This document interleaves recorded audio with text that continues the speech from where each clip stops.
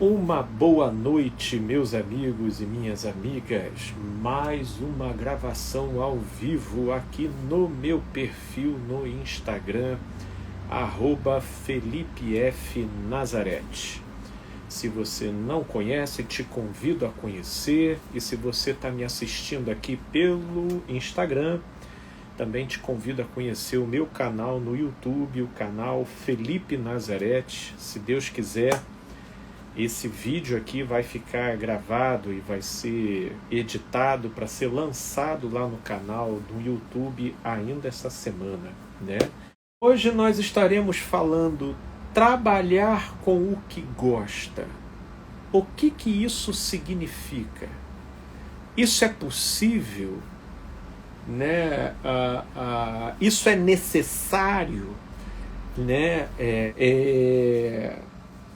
Trabalhar com o que se gosta.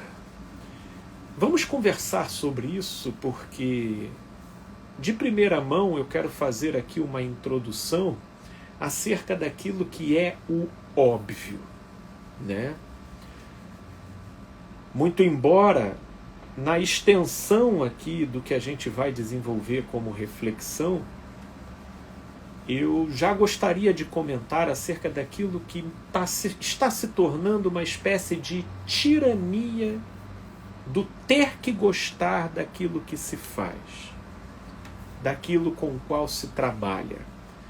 E, por conseguinte, isso engendra idealizações na imaginação das pessoas, onde alguns conseguem se enquadrar com facilidade, se identificar com facilidade. Outros, por conseguinte, ficam confusos porque não conseguem identificar em si esse tal do gostar. E, por conseguinte, então, começam a patinar no gelo e em alguns casos, até se depararem com uma certa angústia, com uma sensação de estarem perdidos, ou possivelmente de estarem num limbo. Portanto, eu creio que, então, nos valendo da introdução que eu falei que faria, vamos falar acerca do óbvio em relação a trabalhar com o que se gosta. Esse trabalhar com o que se gosta veio como uma proposta de contraposição às implicações e desdobramentos gerados pelo capitalismo selvagem, né? Cuja finalidade última é só o dinheiro, e com toda aquela pressão que era feita sobre as pessoas a fim de que elas mantivessem o seu status social, a fim de que elas não se vissem da noite para o dia morando debaixo da ponte, assim, e todos aqueles direcionamentos e assombrações e ameaças, né, que eram feitas como forma de estimular a pessoa ao mercado de trabalho e ao desbravamento de uma carreira, acabaram levando muitos a procurarem trabalhos e atividades muito mais relacionados com o bom salário e a estabilidade do que com a afinidade com aquilo que a pessoa faz. Portanto, a questão do salário e da estabilidade, sendo essas as prerrogativas que satisfaziam a demanda do status social e da segurança contra as assombrações e ameaças que foram criadas para aqueles que não correm atrás, alto salário e estabilidade veio como uma luva, então, para dar uma sensação de sentido para essas pessoas. De modo que não foram poucos que se fizeram de surdos para, com um despontar de um potencial, o pulsar dentro de si de uma dada vocação, porque, sendo eles pressionados e apedrejados e quase que coagidos com o fato de que aquilo que eles reconheciam ser um potencial ou até um gosto não era algo rentável ou que desse dinheiro, então deixa isso para lá, vai fazer isso quando você estiver aposentado, entendeu? E vai correr atrás do dinheiro. E não foram poucos os que sacrificaram, ou por que não dizer, reprimiram, né, determinadas predileções, identificações, gostos e afinidades, por que não dizer vocação, para poderem se submeter ao imperativo da cultura, que significa time is money, né? Tempo é dinheiro, e então você resguarda primeiro o dinheiro para depois você pensar em vocação, porque vocação é privilégio para quem já está com a vida ganha, né? Portanto, com todas essas ideias e com todas essas nuances participando da imaginação coletiva,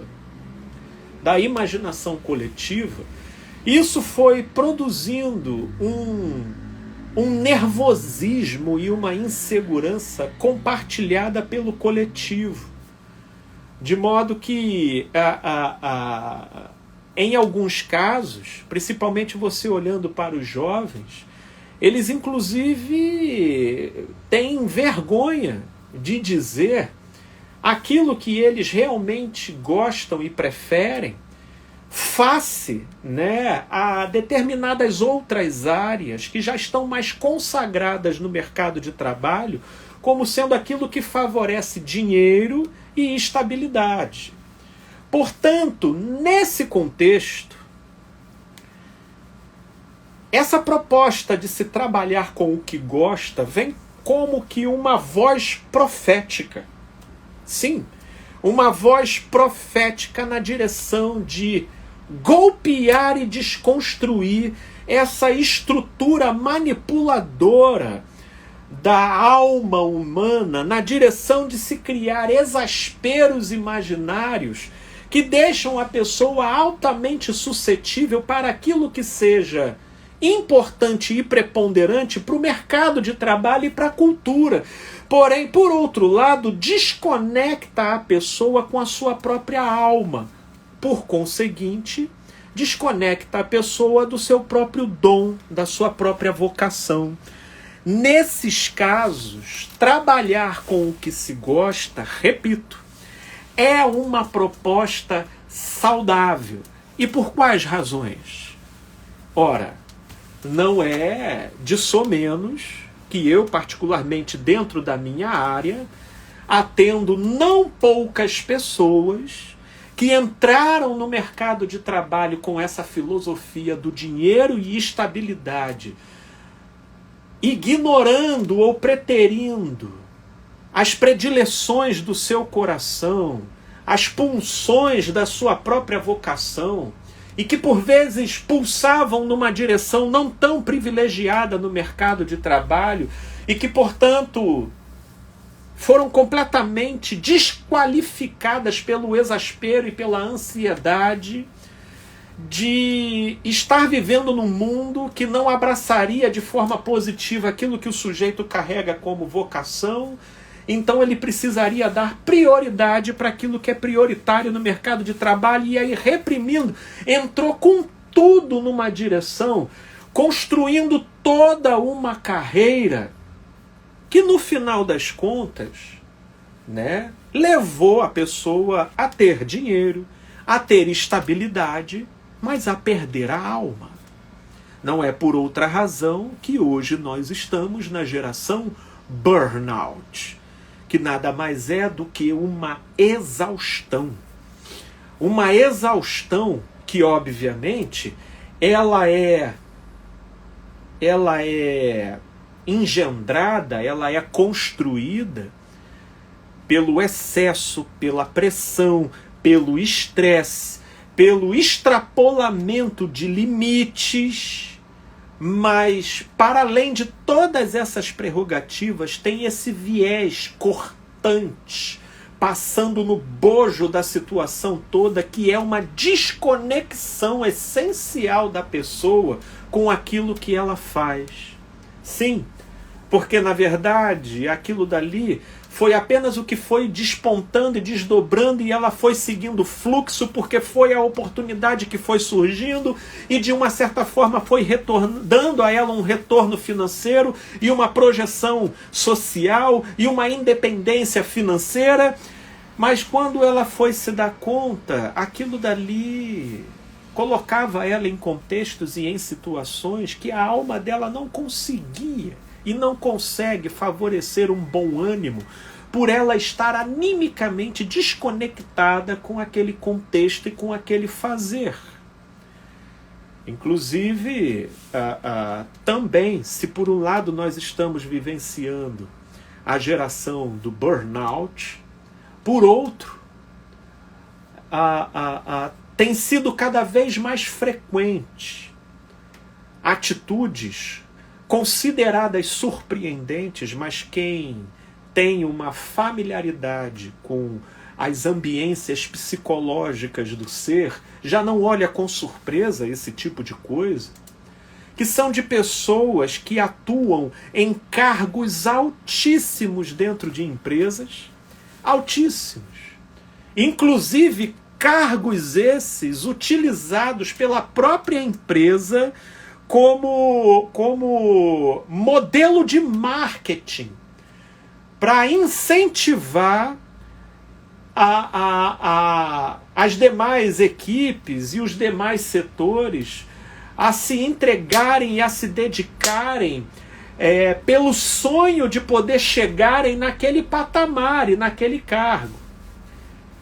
Há um tempo atrás, conversando com uma pessoa, funcionária de uma empresa multinacional robusta, foi participar de um encontro, aqui na América Latina, justamente para, então, fazer as devidas premiações e congratulações pelas metas batidas, criar ali o ranking e fazer todas aquele merchandising que é próprio desses encontros regionais de grandes empresas para dar aquela carga motivacional na equipe e então estabelecer o dobro da meta anterior. Enfim, estavam lá nesse tipo de reunião em hotéis de altíssimo luxo, com tudo pago, com as coisas mais requintadas, tendo acesso às coisas mais requintadas, e quando de repente a diretora regional da América Latina, que dispunha desse tipo de cargo que eu estava descrevendo anteriormente, ou seja, cargo objeto do sonho, do fetiche, e da idealização de todos dentro da empresa, ela vira e dá um discurso inusitado. Amigos e amigas, eu quero agradecer muito a oportunidade que me foi dada. Graças a Deus, a minha carreira correspondeu muito ao esforço e à dedicação ao qual eu me encontrei. Mas tudo isso teve um preço. E o preço foi o sacrifício e muitas vezes a anulação da minha vida pessoal. Então eu não vi a minha filha crescer, minha vida afetiva ficou em frangalhos, E hoje, que eu tenho começado a acertar esses pontos, eu quero pelo menos caminhar com a minha filha, que hoje já se encontra na faculdade, Então eu estou falando para vocês que eu estou saindo. Nesse meio tempo deu para eu fazer um pezinho de meia e vai ser em cima disso que eu vou viver. Porque eu acho que tudo quanto eu poderia me dedicar nessa direção, eu já me dediquei, mas agora eu quero dar a atenção para outras dimensões da minha vida.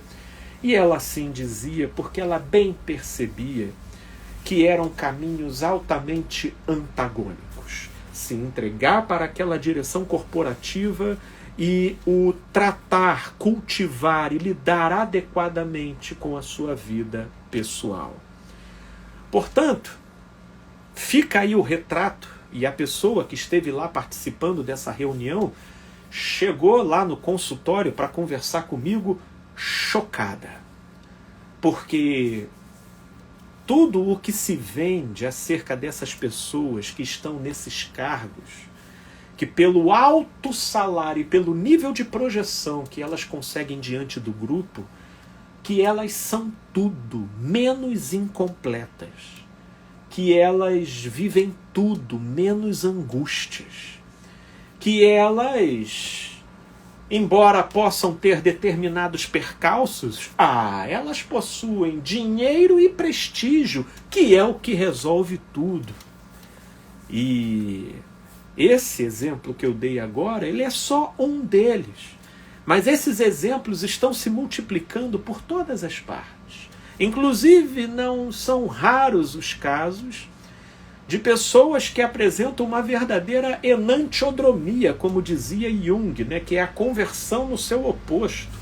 O sujeito sai de uma vida altamente opulenta, requintada, de negócios, de prestígio, e, como diz aí no popular, literalmente ele vai viver da sua arte na forma de um riponga, exilado num determinado perímetro praiano aí, nos rincões da terra. E vivendo ali, fazendo coisinhas simples, se alimentando de coisas simples, geralmente até conduzindo a própria subsistência por intermédio de donativos e doações.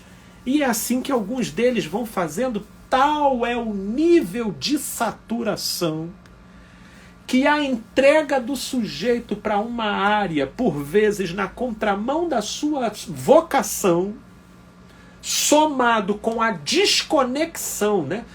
Na contramão da sua vocação, somado com o estresse, o exagero e a intensidade com que o sujeito se entrega àquela realidade, que ele se torna extremamente reativo a ela.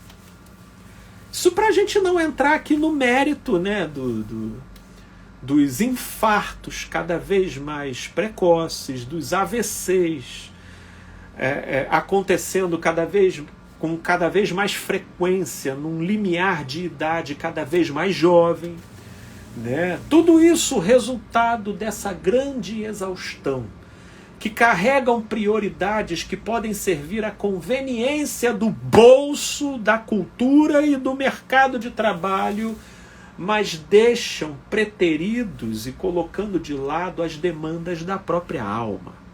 Seja pela desconexão com aquilo que a pessoa faz, seja pelo modo e pela intensidade com o qual a pessoa se entrega àquilo.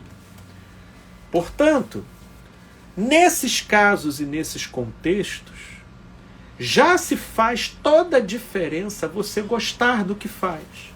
Já faz toda a diferença. Porque nesses casos em que a pessoa se envereda por determinados caminhos, cuja área que ele se entrega demanda excessivamente deles, esses daí serão um pouco melhor favorecidos se a alma deles estiver identificada e conectada com aquele fazer, com aquele realizar. Mas agora é aqui o segundo capítulo dessa nossa live que eu quero refletir e problematizar. Porque será que gostar seria o suficiente? Será que gostar é realmente o ponto primordial? E é isso que eu quero trazer aqui a questão, porque muitas vezes cria-se um apelo muito grande ao gostar, quando na verdade esse tema carrega implicações que o gostar não dá conta de explicar, esclarecer e dar os devidos direcionamentos para a pessoa se localizar devidamente dentro desse tema, né? Isso porque aqui nesse primeiro momento eu estou aqui só falando e trabalhando em cima dessa introdução, referente aos contextos onde gostar daquilo que se faz e daquilo com o qual se trabalha se dá como algo pertinente e as razões disso. Só que agora vamos começar. Felipe, quando que gostar daquilo que se trabalha começa a ficar relativo? Olha, gostar daquilo que se trabalha começa a ficar relativo na medida em que a pessoa, conseguindo monetizar, ou seja, criar retorno financeiro sobre aquilo que ela gosta de fazer, isso em geral leva a pessoa a uma dedicação tão excessiva, pelo fato de estar hipnotizada por aquele prazer que decorre de estar realizando uma atividade que gosta e ainda com isso ganhando dinheiro, que não poucas vezes essa pessoa exagera nos limites do que seja saudável para a mente, para o corpo, para a alma, para o espírito e, por que não, para o ser. E então ela passa a trabalhar e a viver como uma locomotiva descendo ladeira abaixo sem freio.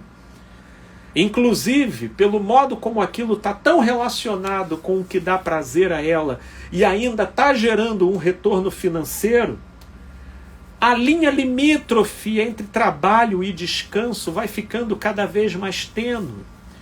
E aquele fazer e aquela atividade vai adentrando cada vez mais o campo geral da vida da pessoa.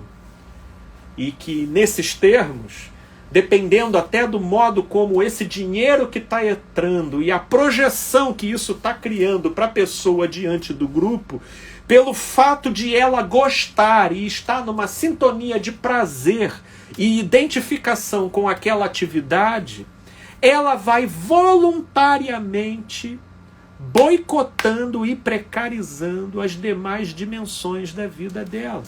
Sobretudo, aquelas que, por razões naturais e óbvias, apresentam perfis um pouco desconfortáveis, né? Como, por exemplo, filhos, como, por exemplo, relacionamento, como, por exemplo, a condução e o tratamento adequado da sua própria saúde, né? Porque tudo isso meio que vai representando uma certa inconveniência para o sujeito, na medida em que ele se entrega excessivamente numa direção pela prerrogativa de que ele ama o que faz, mas muito mais. Ele ama o que faz, mas ele conseguiu ganhar dinheiro com aquilo que ele gosta. Então isso justifica tudo, até pela prerrogativa existente na moral social de que quem trabalha é digno, é uma pessoa digna. Então, com esse tipo de fama que dignifica o sujeito diante do coletivo, ele vai se dando por justificado por não ser um bom pai, por não ser um bom marido, por não ser um bom filho,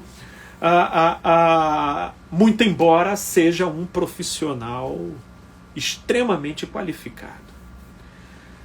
Então, o gostar, ele já começa a ser relativizado nesse parâmetro.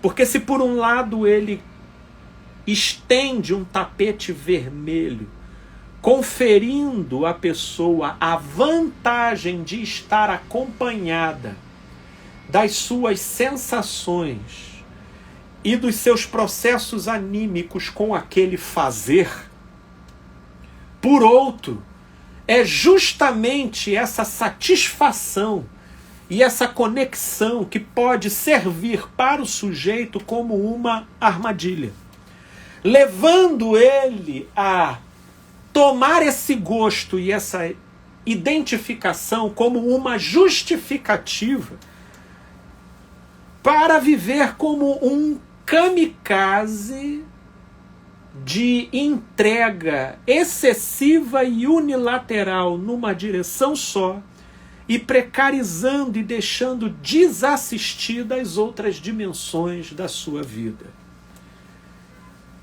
Vocês podem parar para ver, por exemplo, que a vida de grandes gênios que conseguiram consagração e destaque diante do coletivo, muito embora eles tenham atingido aquele tipo de projeção, se você for ver a vida pessoal deles, você vai ver filhos que não conviveram com o pai, você vai ver esposas que, conquanto ainda casadas, mas isso por razões absolutamente desconectadas do que seja um entrosamento de alma, mas por conveniências outras, geralmente em relação a dinheiro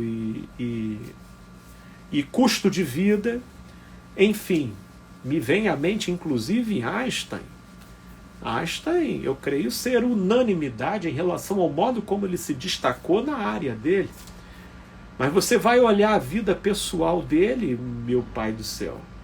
Inclusive tenho até uma carta icônica de Einstein para a esposa, dando a ela as condições que levariam a ele a permanecer casado com ela.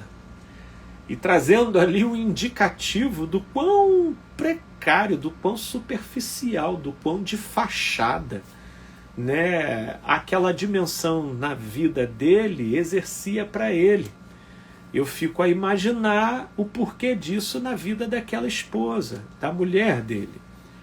Mas enfim, o fato é que esse gostar daquilo que faz, justamente pelo patrocínio da sensação, dando ao sujeito uma propulsão numa dada direção, leva a maioria das pessoas, principalmente se passa a acontecer um retorno financeiro em função daquela entrega, leva a maioria das pessoas a um descontrole, a um desequilíbrio, que geram consequências. Mas agora vamos prosseguir, porque esse é apenas o primeiro ponto, quando a gente começa a relativizar o gostar daquilo com que se trabalha. O que isso significa?